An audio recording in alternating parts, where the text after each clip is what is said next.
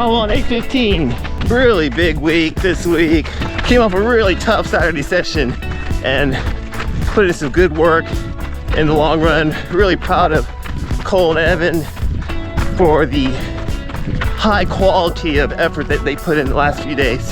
Mile 2, 7:42. Mile 3, 7:48. Good job pacing Mr. TD yesterday, Evan. Thank you. Nice getting a little bit of steady state work in and helping out some other people on the long run easy day, isn't it, Evan? Yes. Mile 4, 7:46.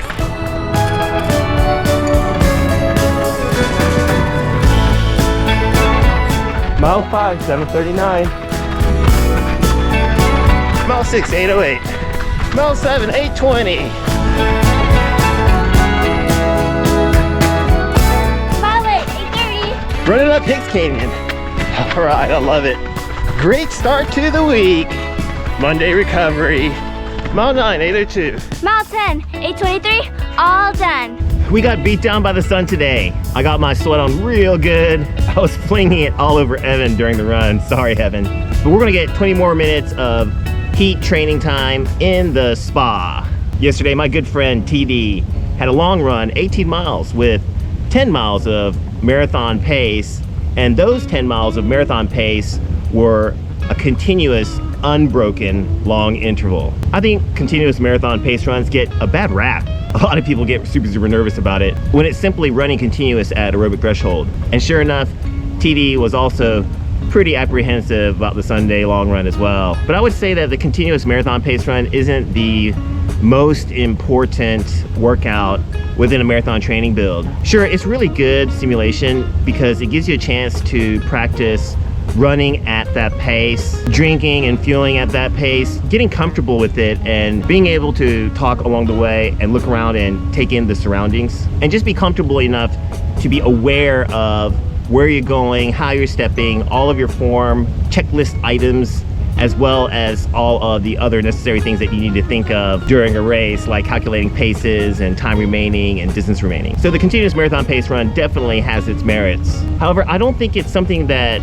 is super hard or we should be nervous, or it should be that monster workout that we are all kind of fearing and cowering from. Instead, I would prioritize lactate threshold efforts as a much more important workout, and one in which the level of difficulty is high enough to be a little bit nervous about, and maybe the workout that might get a little bit overlooked during the week or during a training build. For example, TD had a threshold run at half marathon pace, and he pretty much ran those miles at marathon pace. He did that workout on the Friday before the Sunday long run, and last week he had a little bit of trouble finishing all 10 miles of his marathon pace miles in the long run, even though it was a broken run, 2 times 5 miles. However, this week, TD took a different mindset. Instead, he prioritized the threshold run as the highest priority. He prepped for that run and he had it marked in his calendar. He went to sleep early the day before that workout, fueled up and hydrated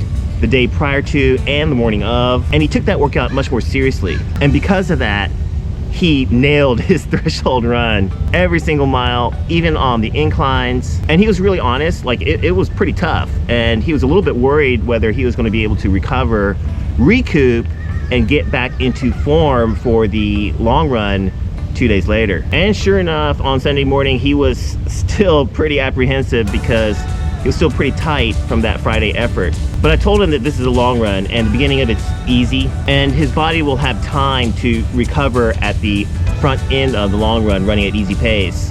And sure enough, he did. And his legs loosened up and he was feeling pretty good by the beginning of his marathon pace miles. Now, in order to run marathon pace, TD does not have to be completely tapered. He needs to feel the fatigue of how he would feel towards halfway through the race. And that's a much closer simulation to actual race day conditions. And sure enough, his heart rate was perfectly in the correct zones. TD looked smooth and in control the entire way. He had some really great pacing from some awesome training partners. Awesome. And he finished those 10 miles with relative ease, as well as the cool down going home at easy pace. Not going to say that that long run was easy, and I'm not going to say that he didn't have to push like he would towards the last third of a marathon race. But I don't think that that effort was nearly the Mount Everest that TD thought it was going to be, or what most people think it's going to be like before they start their long, continuous marathon pace effort on a Sunday long run. So gear up.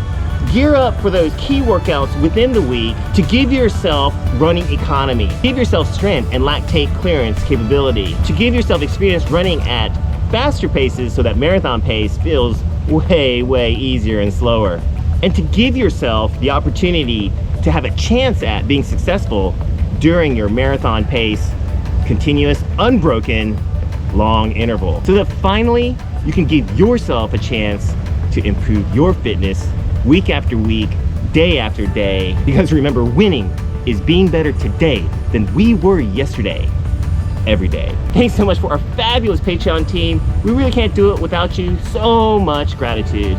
Got Instagram or Strava? You can find us right here for your daily dose of running motivation.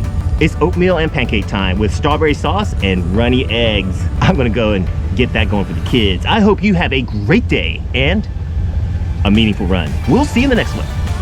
All right, bye now.